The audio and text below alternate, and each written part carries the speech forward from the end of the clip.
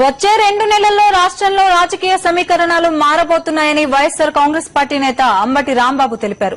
ఉప ఎన్నికల తర్వాత ప్రభుత్వం కూలిపోతుందనే భయం కాంగ్రెస్ పార్టీ నేతల్లో ఉందని అన్నారు. రాష్ట్రంలో మధ్యంతర ఎన్నికలు వచ్చే అవకాశం ఉందని అంబటి తెలిపారు. చంద్రబాబు లాంటి నీచ రాజకీయవేత్తను ఇప్పటి వరకు చూడలేదని, అవినీతి గురించి బాబు మాట్లాడడం హాస్యాస్పదంగా ఉందని విజయవాడలో అంబటి విమర్శించారు.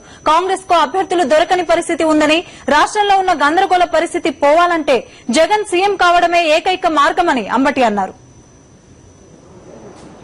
ఈ 18 ఎన్నికలు ఫలితాలు వెలువడిన తర్వాత రాష్ట్రంలో సమీకరణలు మారటమే కాకుండా ఉండ ప్రభుత్వం కుప్పకూలిపోయే అవకాశం ఉన్నదని నేను భావిస్తున్నాను. వైఎస్ఆర్ కాంగ్రెస్ పార్టీ భావిస్తుంది, రాష్ట్రంలో ఉన్నటువంటి రాజకీయ పండితులు భావిస్తున్నారు, చివరికి కాంగ్రెస్ పార్టీ భావిస్తుంది, తెలుగుదేశం భావిస్తుంది, అందరూ భావిస్తున్నారు. కాబట్టి మధ్యంతర ఎన్నికలు వచ్చే అవకాశం ఉన్నది. 14లో కాదు ఎన్నికలు జరిగేది, 14కు పూర్వమే ఎన్నికలు జరిగే అవకాశం చాలా స్పష్టంగా కనిపిస్తా ఉన్నది.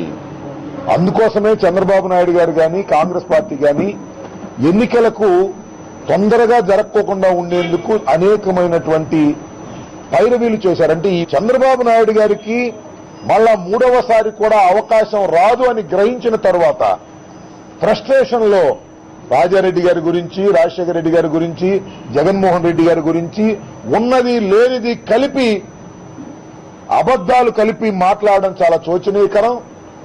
భారత రాజకీయాల్లో ఇలాంటి నీచుడైనటువంటి రాజకీయవేత్తని మనం ఇంతవరకు చూడలేదు. అతను తెలుగు రాష్ట్రంలో పుట్టడం మన దౌర్భాగ్యంగా నేను భావిస్తా ఉన్నా. సో ఇవాళ ఈ రాష్ట్రంలో ఉన్నటువంటి గందరగోళ పరిస్థితులన్నీ కూడా సెటిల్ కావాలంటే, ఈ రాజకీయ అనిశ్చితి పోవాలంటే జగన్మోహన్ రెడ్డి ముఖ్యమంత్రి కావడం తప్ప మరొక మార్గం లేదు.